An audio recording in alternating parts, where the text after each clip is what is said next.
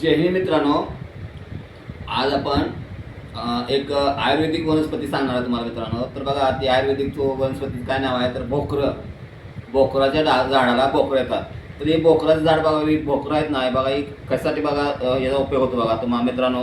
तर बघा, हा भोकराचं झाड ह्या भोकरापासून आहे ना, एक ही तुम्ही जशी शक्तिवर्धक गोळी खाता ना, त्या पद्धतीने एक शक्तिवर्धक आयुर्वेदिक वनस्पती आहे मित्रांनो. ह्याच्यापासून बघा तुम्हाला तुमच्या शरीरात जखम झालेली जखम बरी होते. तुम्हाला खोकला खोकला जर असेल, सुका खोकला, तरी तो बरा होतो. आणि छातीतील जळजळ, नंतर अपचन दूर होते. तर मित्रांनो, आणि मेन म्हणजे हे शक्तिवर्धक असल्यामुळे मित्रांनो ह्याचा चांगल्या प्रमाणात का नाही आदिवासी लोक याचा जास्त उपयोग करतात मित्रांनो. आणि हे जर तुम्हाला पाहिजे असेल तरी ते सरासरी वनस्पती मिळत नाही मित्रांनो. हे कुठे जंगलामध्ये मिळते मित्रांनो. हे तुम्हाला मी खाऊन जातो बघा मित्रांनो, कसं हे शक्तिवर्धक आहे ते बघा. हे बघा, हे तुम्ही बघा.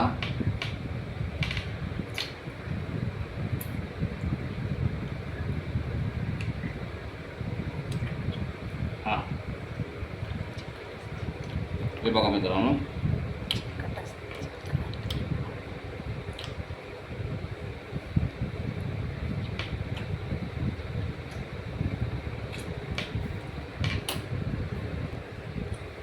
बघा, इथे चिकट आहे बघा.